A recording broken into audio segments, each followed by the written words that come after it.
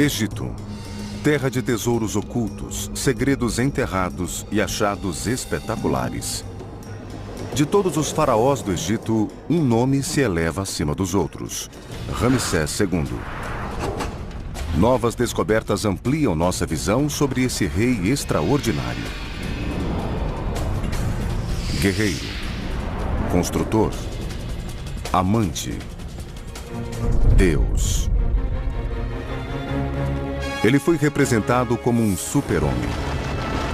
Mas quem era ele? Ele merecia realmente ser chamado de Ramsés o Grande?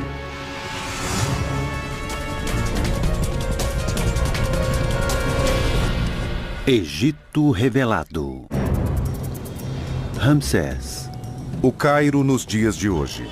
Uma cidade do século XXI que muda a uma velocidade alucinante. Ela também abriga o Museu Egípcio de Antiguidades, que guarda grande parte dos tesouros antigos do país. O homem responsável por eles é o Dr. Zahi Hawass, o arqueólogo mais experiente do Egito. Deitado em uma sala escura, num dos lugares mais impressionantes do museu, está o corpo mumificado de Ramsés o Grande. Ramsés II é o grande faraó do Egito. Ele foi um rei único, um guerreiro, um homem de família, um homem religioso. Ele governou o Egito durante 66 anos e construiu em toda parte.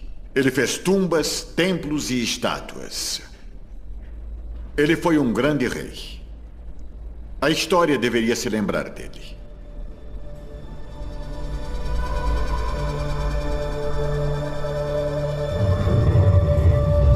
O reinado de Ramsés começou por volta de 1279 a.C. Ele morreu em paz com mais de 90 anos. Gerou cerca de 100 filhos. E foi enterrado em esplendor no Vale dos Reis. Em todo o Egito, estátuas e esculturas celebram seu reinado e sua posição divina. Mas, na verdade, o gigantesco rei Deus era um homem relativamente pequeno, de nariz adunco. Análises recentes revelaram que tinha cicatrizes de batalhas e sofria de artrite. Havia uma grande disparidade entre o homem e a imagem que ele apresentava a seu povo. Ele era um corajoso governante que reinou em seu benefício? Ou, como afirmam seus críticos, era um egomaníaco, um mestre da manipulação e da propaganda?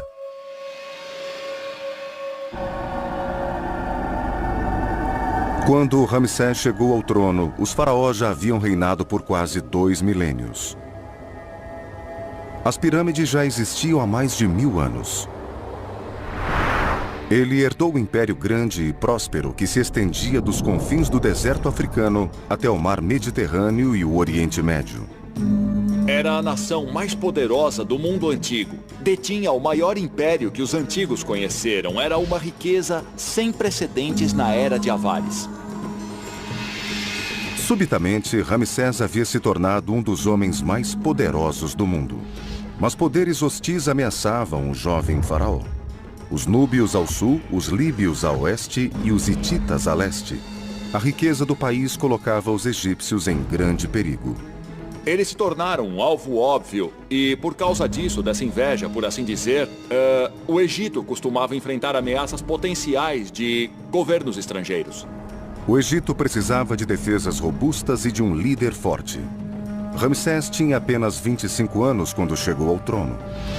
Estaria preparado para tamanho desafio? Parte da resposta está no sul do Egito, na cidade de Abidos. Esta é a cidade sagrada onde o pai de Ramsés, o rei Sete, construiu um templo para honrar os faraós e seus deuses. O Dr. Peter Brand é uma autoridade mundial na 19ª dinastia, a linhagem de Ramsés. Ele é qualificado para decifrar os hieróglifos do período.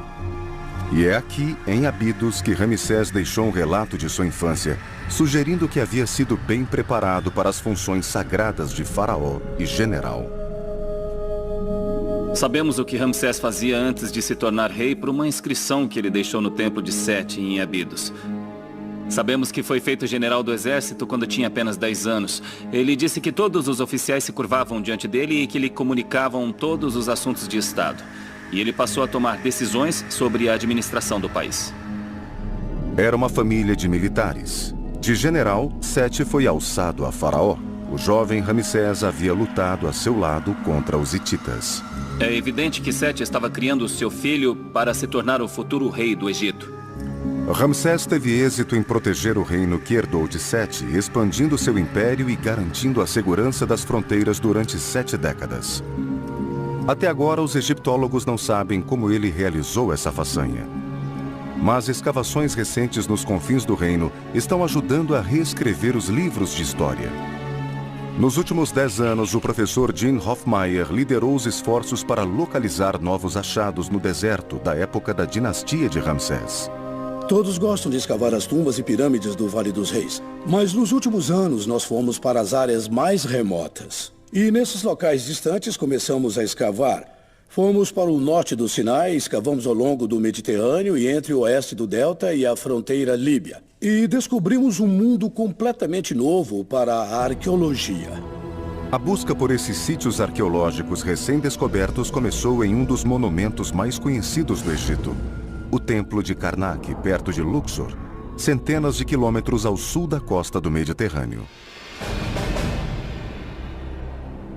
Aqui, o antigo relevo mostra o pai de Ramsés, Sete, retornando de uma batalha. Ele atravessa uma série de fortes ao longo do caminho. O relevo do Templo de Karnak é literalmente único. Vemos esse rei vitorioso voltando de uma campanha militar com prisioneiros de guerra a reboque. E ao olharmos para trás na trilha que acaba de passar, há uma série de edifícios. E é bem nítido que são fortes. E eles faziam parte da rede de defesa ao longo do Sinai que ligava o Egito à Ásia. Há muito tempo, os egiptólogos tentam descobrir a localização desses fortes, usados por Ramsés e outros reis para proteger o Egito de seus ferozes inimigos. Os entalhes nos fornecem alguns fatos sólidos. Podemos ver os verdadeiros nomes desses fortes ou instalações militares. E não temos apenas os nomes. Parece que eles foram classificados pelo tipo de instalação militar. Entre os fortes identificados estava Charu, uma enorme cidadela perto de um porto. Mas os egiptólogos só começaram a procurar esses fortes recentemente. Para Hofmeier, as faixas de água representadas no relevo de Sete fornecem a única pista sólida de seu paradeiro. A cena parece mostrar o Nilo. Podemos ver plantas crescendo e as cabeças dos crocodilos emergindo. E aqui embaixo há um segundo corpo d'água cheio de peixes. E temos a impressão que este devia ser o Mediterrâneo. Hofmeier acredita que a costa nordeste do Sinai seria a localização provável dos fortes perdidos. Mas ao longo dos últimos 3.000 anos, o lodo que se acumulou no delta do Nilo empurrou a linha costeira do Sinai cerca de 48 quilômetros ao norte. Toda a região hoje é um deserto de areia. Até recentemente era uma terra de ninguém para a arqueologia.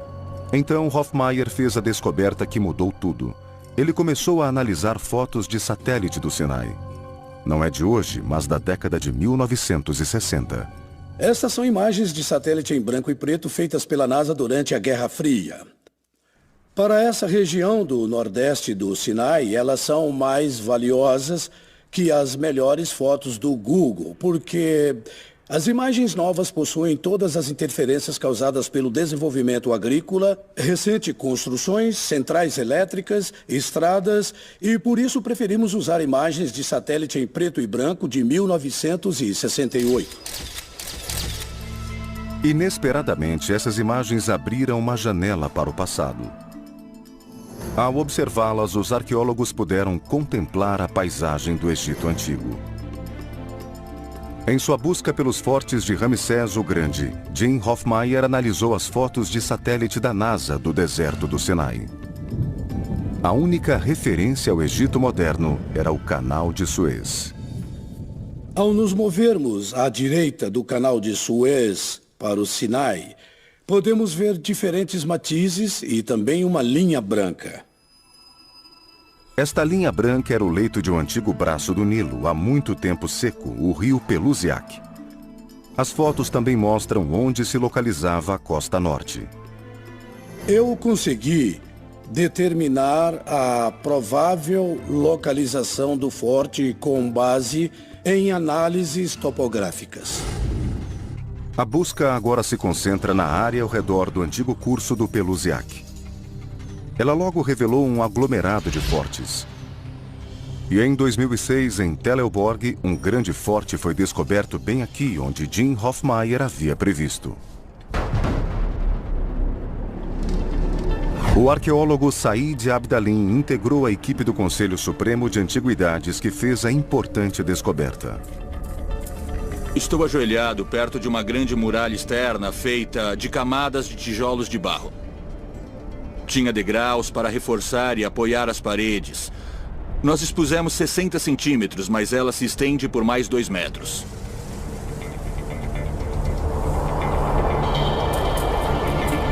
Estes são os restos de enormes muralhas de defesa, pontuadas por fundações quadradas que sustentavam as torres.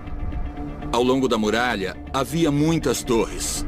E essas torres eram guardadas por soldados armados. As muralhas e as torres eram muito resistentes. Atacá-las deve ter sido muito difícil. Os arqueólogos logo perceberam que haviam descoberto um dos fortes mais importantes retratado no relevo de Sete, o antigo Charu. Ter encontrado o sítio arqueológico de Teleborg, o antigo Charu, foi uma descoberta muito importante para compreendermos essa região. Essa era a cidade fronteiriça do Egito. Hoje o sítio está sendo escavado. No interior das muralhas, perto dos restos de um templo, eles fizeram uma descoberta surpreendente. O esqueleto de um animal de 3.000 anos. Aqui, em um cômodo lateral, descobrimos uma camada de sacrifícios. É um boi.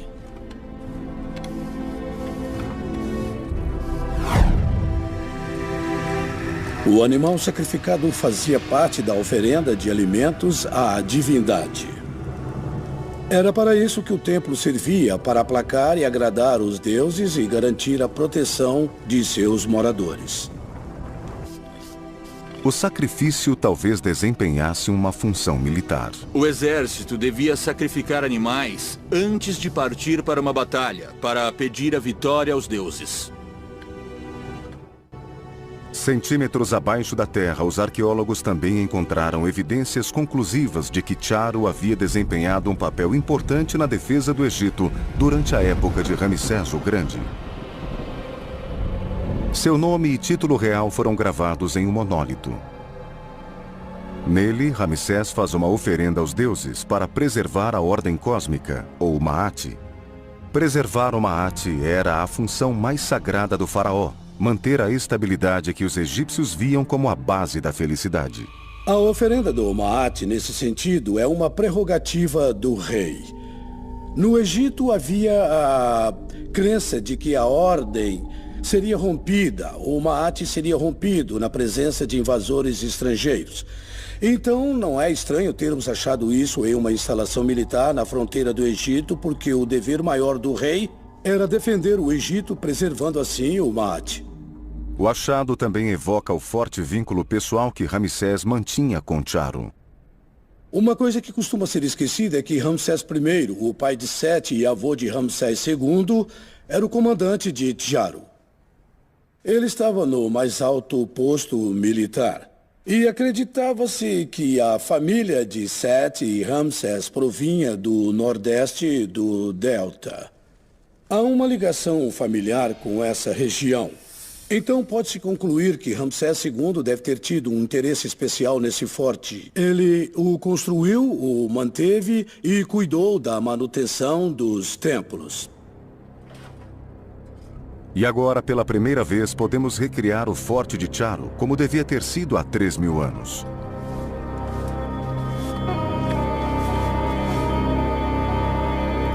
Na época de Ramsés o Grande, Charu era uma importante fortaleza.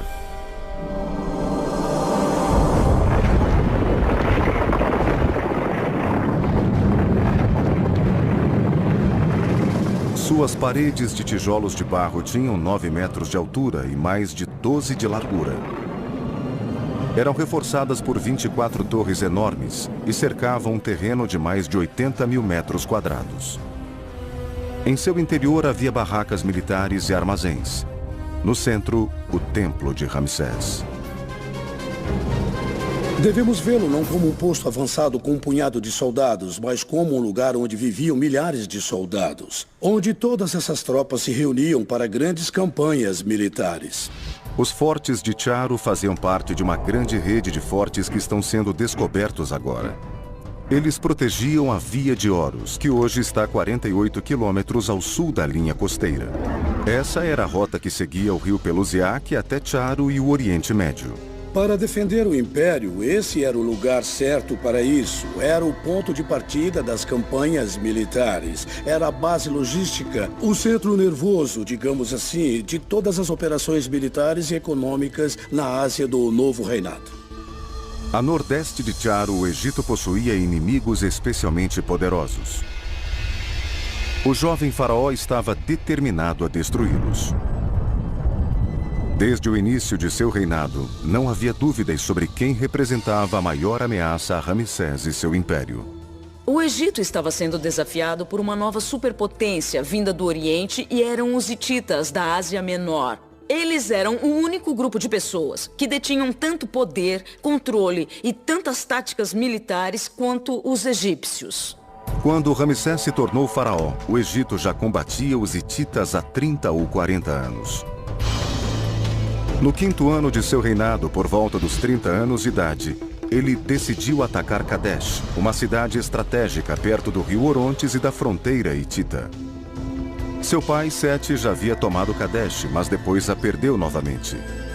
Nosso conhecimento da batalha que Ramsés travou em Kadesh se baseia sobretudo na série de enormes relevos que ele criou posteriormente. Um desses relevos está em Karnak.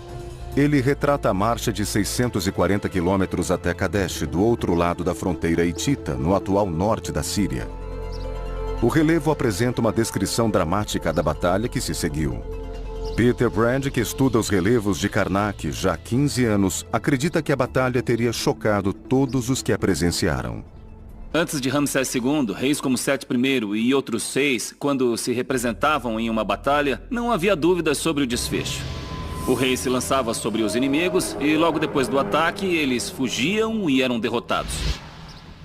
Mas no relevo de Karnak, Ramsés realiza uma ruptura radical com uma antiga tradição. Ele se representa em uma luta feroz pela vida depois de ser emboscado. Ramsés escapa com vida, mas foi por pouco. Depois de não conseguir derrotar os hititas ou tomar Kadesh, Ramsés precisava decidir como representar a batalha diante de seu próprio povo. A solução encontrada foi apresentar como um herói guerreiro que sobrevive graças aos deuses e à própria bravura.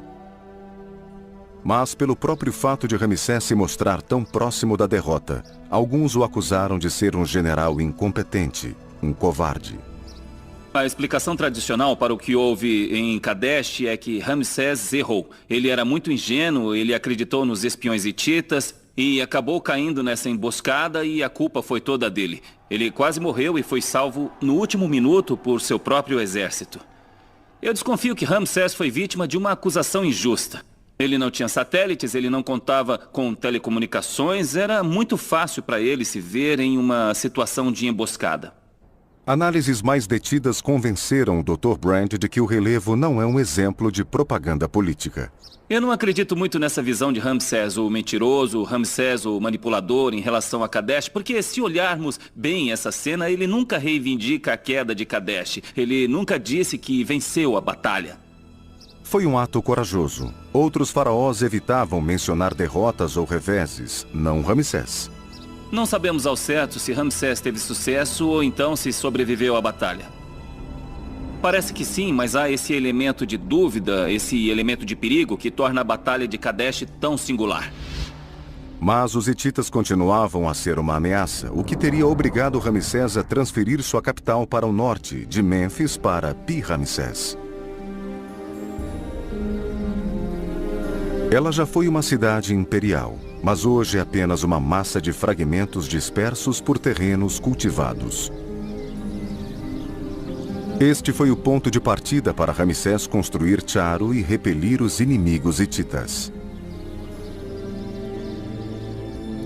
Mas depois de longos anos de guerra com os hititas, em 1258, Ramsés usou uma tática nova e inesperada para proteger suas fronteiras. Karnak abriga uma inscrição singular que registra o Tratado de Paz de Ramsés com os hititas, o primeiro já firmado entre duas potências iguais.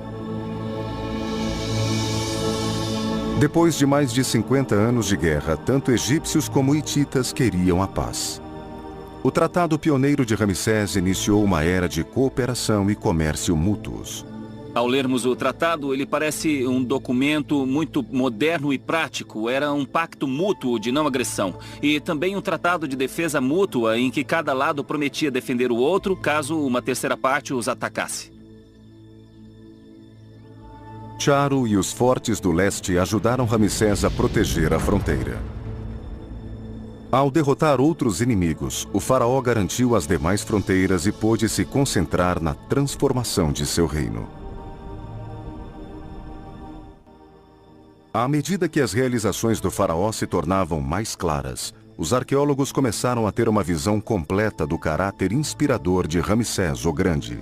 Ele parecia ser um homem que pegava o touro pelos chifres, fazia o que era necessário para administrar aquele que era o império mais vasto e mais poderoso do Egito, como o Antigo Oriente jamais havia visto. Ele era um homem pequeno, sabemos disso por sua múmia. Não era enorme ou fisicamente imponente, mas deve ter sido uma presença intimidadora. Eu sempre o imaginei assim, um homem que, quando olhava para você, te fazia tremer nas bases, por causa do poder que ele emanava. Ao que parece, Ramsés usou a tremenda força de sua personalidade para cumprir outro grande dever de todos os faraós: construir. Os faraós pareciam se engajar em um tipo de disputa, cada um tentando superar seu antecessor, construindo monumentos maiores, melhores e mais decorados. Tudo isso alimentava uma rivalidade para mostrar que eu sou mais devoto. Construindo mais templos, portanto, eles me amam mais. Seu pai, Sete, erigiu numerosas obras. Ramsés estava colocando em prática o que havia aprendido com ele. Sete parece ter encarregado Ramsés de alguns dos projetos de construção em andamento no final de seu reinado. Então, quando Ramsés se tornou rei, ele já tinha algum tipo de experiência em construção monumental. Mas Ramsés superaria todos os seus antecessores, construindo obras ao longo de seu reinado em uma escala jamais vista desde a época das pirâmides. Para isso, ele precisava de recursos quase infinitos. Os faraós já dispunham de um sistema financeiro altamente sofisticado, mas Ramsés o aperfeiçoou. O Dr. Peter Brand vê evidências disso na margem oeste do Nilo, em Luxor. Fileiras e fileiras de construções feitas com tijolos de barro. Esses armazéns consistiam em galerias compridas com teto abobadado, já eram um arco. Nós sempre pensamos que os romanos inventaram um arco, mas na verdade os egípcios usavam um tipo de arco para cobrir esses depósitos, feitos de tijolos de barro, centenas de anos antes de os romanos construírem em pedra. As mercadorias armazenadas ali financiaram os sonhos de Ramsés. No Egito Antigo, a economia se baseava nos grãos. Os grãos valiam dinheiro. Os fazendeiros pagavam os impostos em grãos. Eram recolhidos pelo governo e guardados aqui. Então, esses complexos de armazenamento eram os bancos centrais do Egito Antigo. Aqui, o governo recolhia os impostos, os guardava e com eles pagava seus empregados. Totalmente cheios, os celeiros gigantescos que Ramsés construiu teriam alimentado cerca de 20.000 pessoas por ano. O suficiente para pagar os salários de uma multidão de trabalhadores.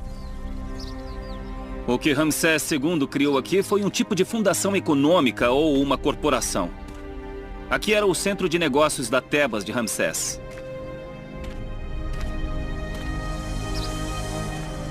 Os celeiros de grãos de Ramsés estão entre os maiores já criados no Egito Antigo e alimentavam seu incessante programa de construção. Às vezes eram vistos como prova de sua megalomania. Não creio que esse seja um exemplo de egolatria ou megalomania. Ramsés era faraó em uma época de grande prosperidade econômica. Ele teve a chance de fazer isso e teria sido negligente se não aproveitasse a oportunidade para mostrar toda a sua devoção aos deuses, seu amor pelos deuses, a preocupação pelo bem-estar deles. Era uma forma de garantir as graças dos deuses, não só para si mesmo, mas para todo o Egito e os egípcios.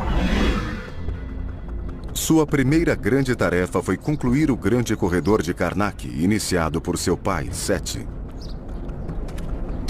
Desde 2001, Peter Brand dirige um projeto que se dedica a registrar e estudar essa incrível obra arquitetônica. Esse lugar deve ter sido a 8ª maravilha do mundo antigo, porque é absolutamente enorme. Na verdade, cabe a Catedral de Notre-Dame de Paris inteira dentro do hipostilo de Karnak. Todo o templo egípcio era a casa dos deuses. Na verdade, os egípcios chamavam esses templos de mansões dos deuses. Esta era a sala de estar dos deuses.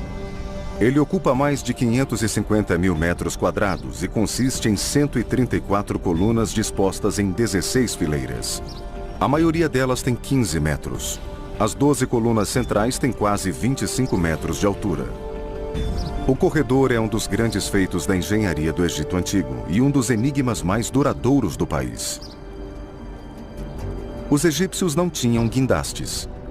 Então, como as equipes de pai e filho conseguiram içar essa floresta de enormes pilares de pedra? A alguns metros do espetacular hipostilo, há uma estrutura estranha e inexplicável, feita de tijolos de barro. Para o Dr. Brand, é uma evidência importante da solução encontrada por Ramsés e seu pai para realizar esse milagre arquitetônico. Posso ver que foi feito de uma série de estruturas celulares de tijolos preenchidos com terra solta ou pelos próprios tijolos em um ângulo diferente. Sabemos por registros artísticos que eles usavam rampas para construir os monumentos e teriam arrastado as pedras por rampas feitas de tijolos.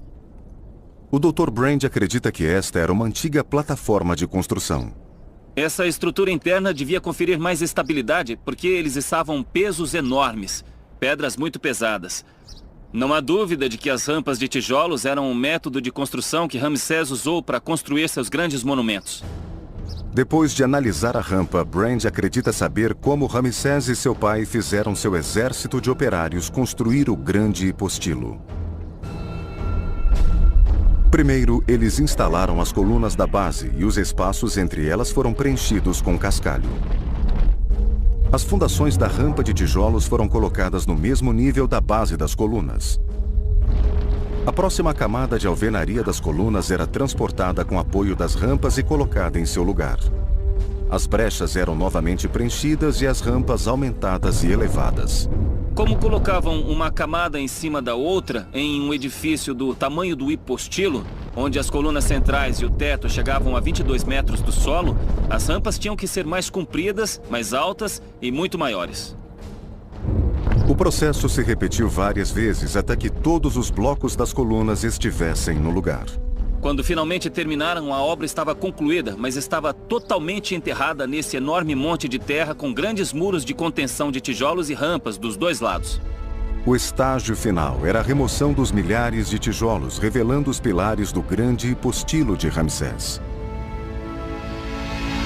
Mas até mesmo esta obra seria superada por um monumento que o faraó construiu para honrar os deuses e a si mesmo. Entre as muitas obras que constituem o legado de Ramsés o Grande, há uma que se destaca por reunir as qualidades únicas do faraó.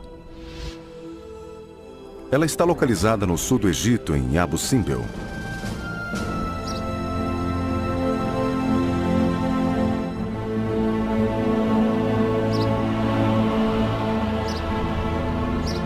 Este é o templo de Abu Simbel, e é por isso que ele é chamado de Ramsés o Grande. Esculpida em rocha, a fachada do templo é dominada por 4 estátuas colossais de Ramsés. Com 20 metros de altura, estão entre as maiores já construídas por um faraó.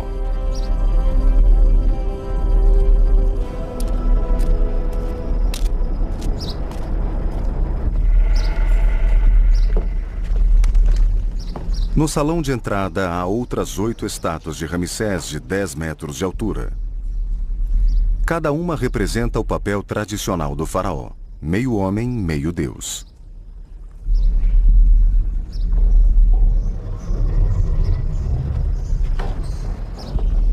O faraó egípcio ocupava uma posição incomum.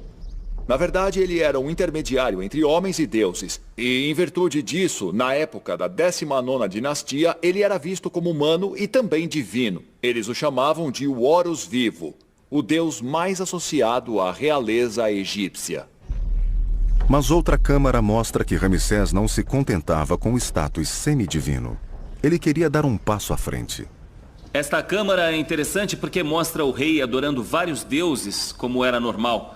Mas uma das cenas mostra um deus muito singular.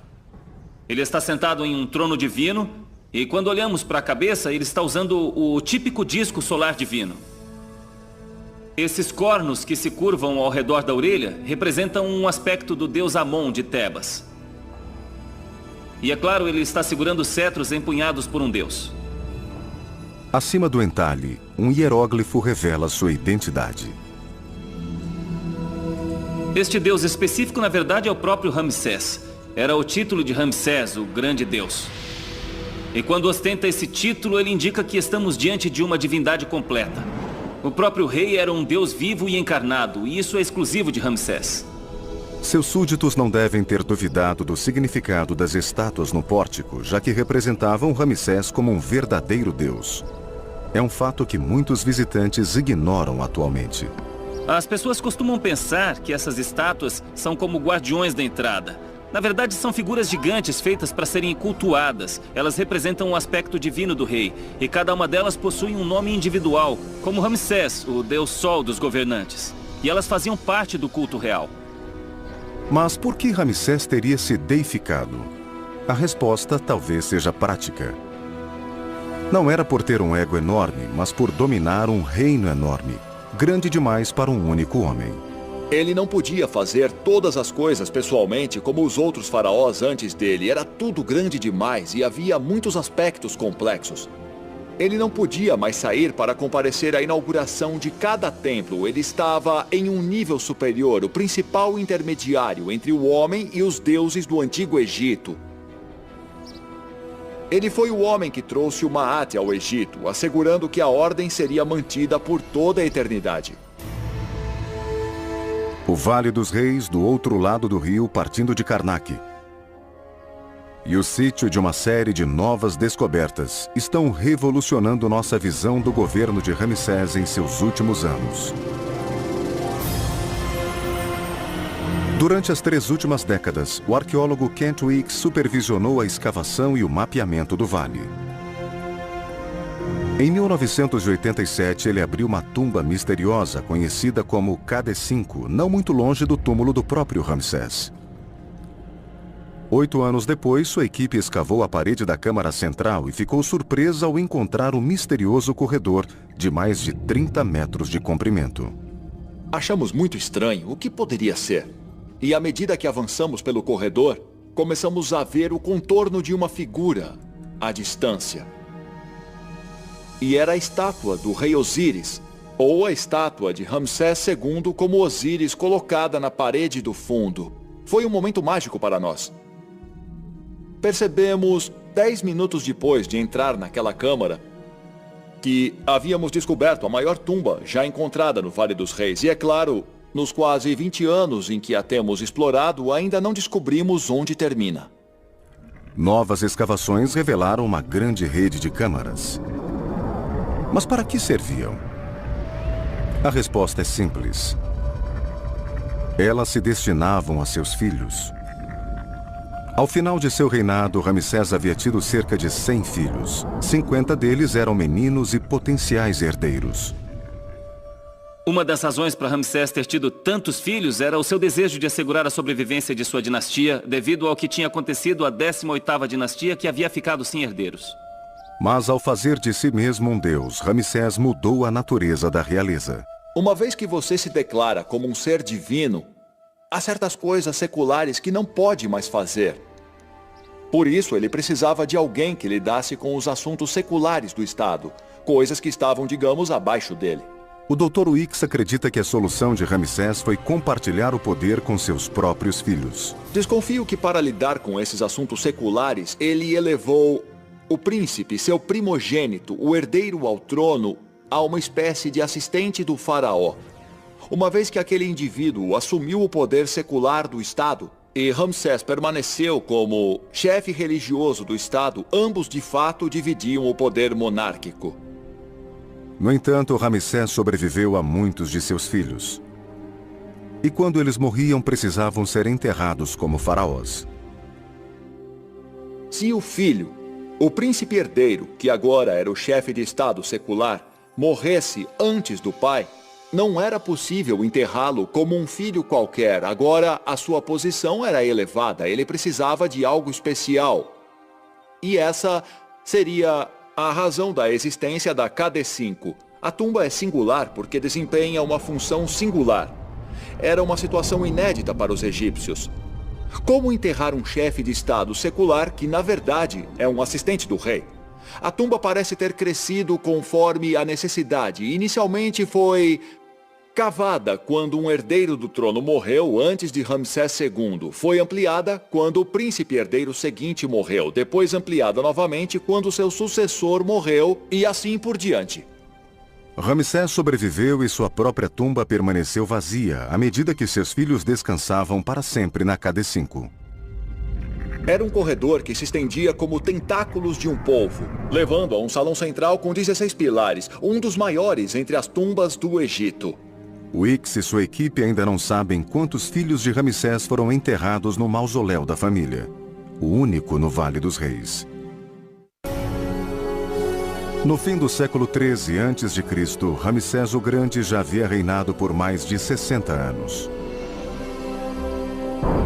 Ele defendeu seu vasto império, construiu templos magníficos e se elevou à posição de Deus encarnado. A realidade de sua idade avançada foi ocultada na maioria dos súditos que só viam sua imagem divina. Ramsés foi bem mais longe que muitos de seus antecessores para se mostrar como um deus. Ser a encarnação de um deus adorado de longe, mas não de perto, foi o disfarce perfeito para um homem idoso e frágil.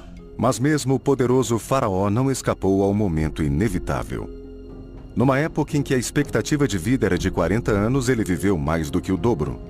Por volta de 1213 a.C., o homem que gerou mais de 100 filhos morreu com cerca de 90 anos. A morte de Ramsés deve ter sido catastrófica para os egípcios antigos, porque, durante 3 ou 4 gerações, ele foi o único rei que conheceram, e quando morreu, deve ter sido um grande choque para o país inteiro. Seguindo a tradição, seu corpo foi mumificado e enterrado em uma tumba subterrânea no Vale dos Reis.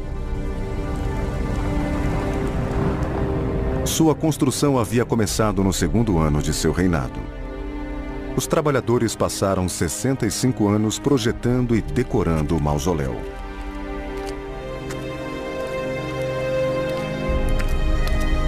Evidentemente, Ramsés pretendia que esta fosse a mais magnífica tumba real já construída.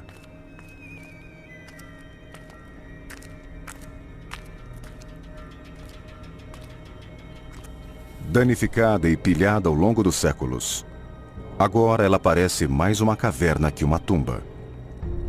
Hoje, os egiptólogos estão reconstituindo a aparência provável de sua derradeira morada. Como podem ver, houve danos tremendos às paredes da tumba. Provavelmente devido a alguma inundação no passado. Uma parede revela como era gloriosamente decorada. Há 2 conjuntos de figuras que caminham um em direção ao outro. Posso dizer pelos fragmentos que havia uma grande quantidade de detalhes no entalhe e era extremamente refinado. Deve ter representado o Deus Sol indo ao encontro dos mortos na primeira hora de sua jornada noturna. O Livro dos Portais. Tumbas mais bem preservadas no Vale dos Reis ainda exibem o Livro dos Portais nas paredes, conduzindo os faraós até a vida depois da morte. Em cada portal havia um espírito com um enigma. Para passar, o faraó deveria responder a ela corretamente. Caso contrário, seria uma catástrofe.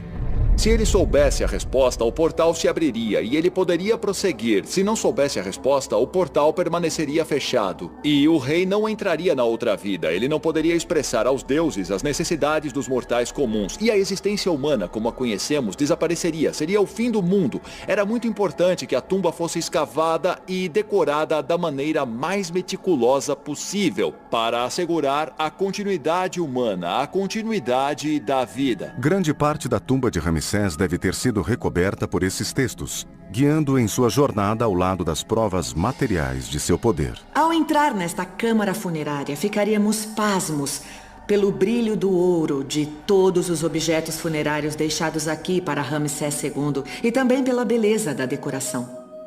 Os tesouros descobertos na tumba de Tutankhamon indicam o tipo de objetos valiosos que deve ter ocupado a enorme câmara funerária de Ramsés. Eles variam da elaborada máscara mortuária a móveis de ouro incrustados com pedras semi-preciosas. Mas o item mais magnífico de todos abrigaria o próprio faraó.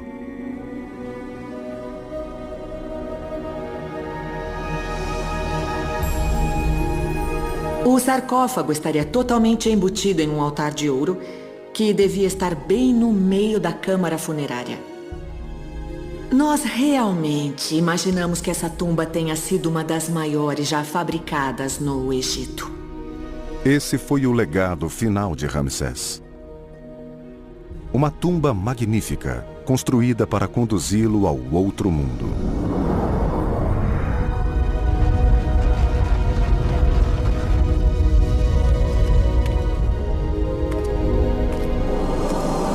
Ao longo de 7 décadas, Ramsés renovou o Egito e redefiniu o papel do faraó. Para os governantes que se seguiram, seu reinado se tornou uma referência para a realeza. Não é coincidência que os próximos governantes parecem retornar com frequência aos valores que Ramsés instituiu. Ele era, de fato, um ídolo, um homem a ser imitado. Quanto mais descobrem, mais os arqueólogos modernos de hoje se espantam com seus achados. Acho pertinente chamá-lo de Ramsés o Grande. O que mais se poderia esperar de um político? Segurança militar e estabilidade econômica. E ele conseguiu.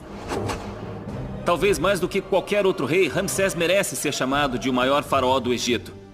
Ele foi o maior construtor, ele foi o Deus encarnado. Nenhum outro rei da história consegue se comparar às conquistas e à ousadia de Ramsés o Grande. Eis um homem que sabia o que queria, que se dedicou a consegui-lo, que era um exímio diplomata e também político. Além de tudo, ainda era construtor, advogado e arquiteto. Todas essas qualidades e o fato de ter vivido quase 90 anos, sem dúvida ninguém chega aos seus pés. Os novos achados e interpretações recentes confirmam a posição de Ramsés. Simplesmente o maior faraó de todos os tempos.